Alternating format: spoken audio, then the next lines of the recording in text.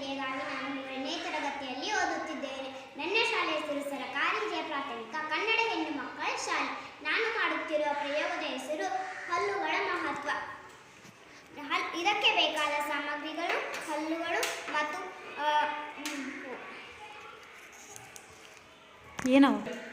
ಆಹಾರದ ತುಣುಕುಗಳು. ನಮ್ಮ ಬಾಯಲ್ಲಿ ಗಟ್ಟಿಯಾದ ಭಾಗವು ಹಲ್ಲುಗಳ ಭಾಗ. ಇದಕ್ಕೆ ಹಲ್ಲುಗಳು ಆಹಾರವನ್ನು ಜೀರ್ಣ ಮಾಡುತ್ತವೆ. ನಮ್ಮ ಬಾಯಲ್ಲಿ 4 ತರಹದ ಹಲ್ಲುಗಳಿವೆ.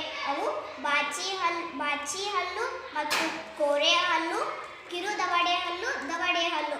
ಇದರ ಉಪಯೋಗಗಳು ಏನೆಂದರೆ ಬಾಚಿ ಹಲ್ಲು ಕತ್ತರಿಸುತ್ತವೆ, ಆಹಾರ ಕತ್ತರಿಸುತ್ತವೆ. ಕೋರೆ ಹಲ್ಲು ಆಹಾರವನ್ನು ಹರಿಯುತ್ತವೆ. ಕಿರು ದವಡೆ ಹಲ್ಲು ಆಹಾರವನ್ನು ಜೀರ್ಣಗೊಳಿಸುತ್ತವೆ.